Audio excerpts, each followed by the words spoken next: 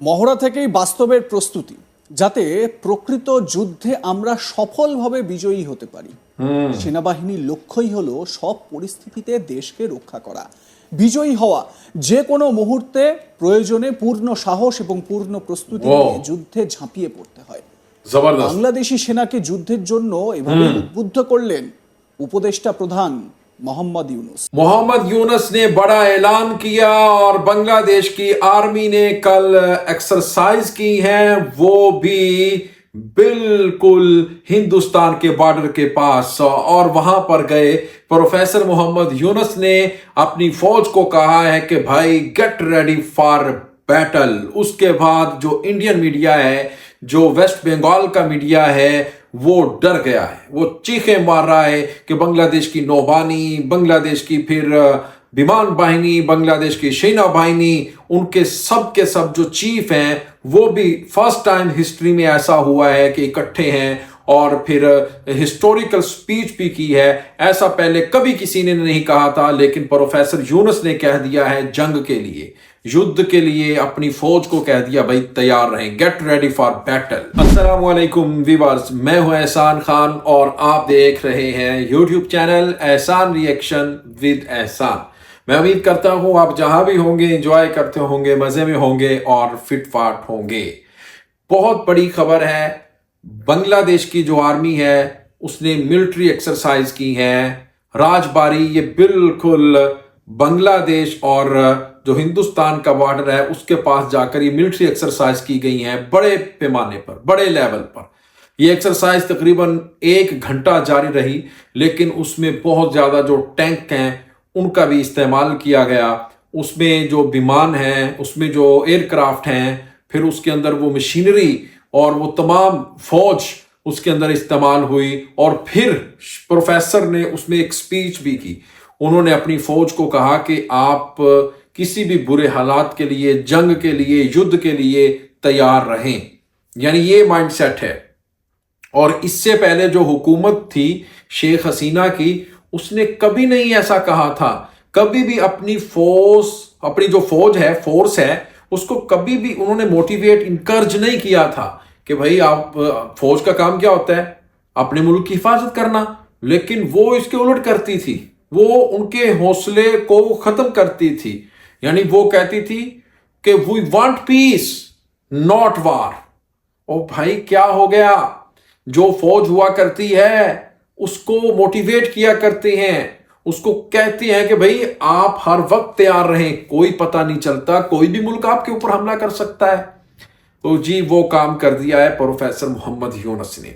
अब जो इंडियन है वो कह रहे हैं कि इन्होंने सीधा सीधा भारत को कहा है, इनडायरेक्टली उनका जो इशारा था वो प्रोफेसर यूनुस का, वो हमारी तरफ था, यानी हिंदुस्तान की तरफ था कि भाई हिंदुस्तान के लिए अपने आप को तैयार रखें, वो किसी भी वक्त जंग लगा सकता है।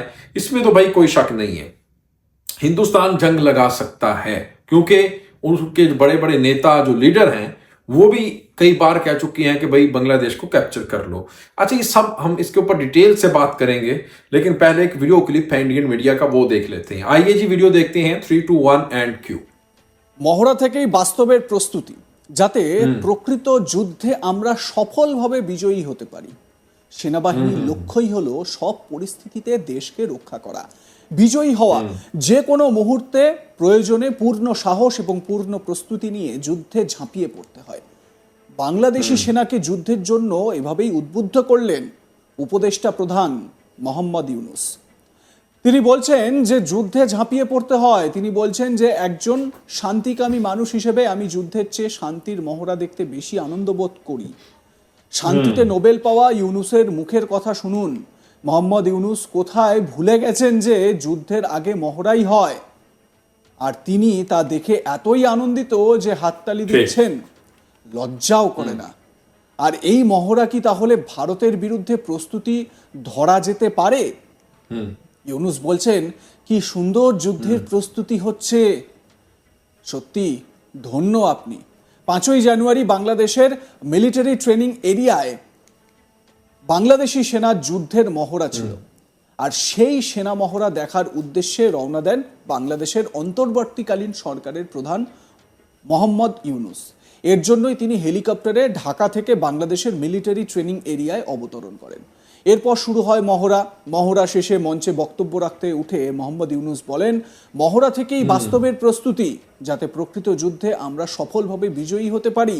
সেনাবাহিনীর লক্ষ্যই হলো সব পরিস্থিতিতে দেশকে রক্ষা করা, বিজয়ী হওয়া। যে কোনো মুহূর্তে প্রয়োজনে পূর্ণ সাহস এবং পূর্ণ প্রস্তুতি নিয়ে যুদ্ধে ঝাঁপিয়ে পড়তে হয়। তিনি বলছেন যে একজন শান্তিকামী মানুষ হিসেবে আমি যুদ্ধের চেয়ে শান্তির মহড়া দেখতে বেশি আনন্দ বোধ করি, কিন্তু আবার এই যুদ্ধের মহড়াকে বা এই প্রস্তুতিকে খুব সুন্দর বলেও ব্যাখ্যা করছেন। শোনাই আপনাদের মোহাম্মদ ইউনুসের বক্তব্য। বিশেষ করে যে মহড়া দেখলাম, যুদ্ধের মহড়া, অত্যন্ত সুপরিকল্পিতভাবে এবং সুন্দরভাবে এটা আয়োজন করা এবং সেটা বাস্তবায়ন করার জন্য যারা এটাতে অংশগ্রহণ করেছে তাদের সবাইকে অভিনন্দন জানাচ্ছি। সবাই আমরা হাততালি দিলাম তাদের জন্য। वाह, बहुत अच्छा बोले हैं भाई এটা प्रोफेसर চমৎকার साहब। অভিজ্ঞতা নিয়ে গেলাম। क्लैपिंग भी हो रही है। কত সুন্দরভাবে একটা যুদ্ধ পরিচালনা করা যায়, কত সাহসের সঙ্গে এগিয়ে যাওয়া যায়। যদিও এটা বাস্তব নয়, এটা মহড়া মাত্র। তো এই মহড়া থেকেই বাস্তবের সৃষ্টি, প্রস্তুতি, যাতে প্রকৃত যুদ্ধে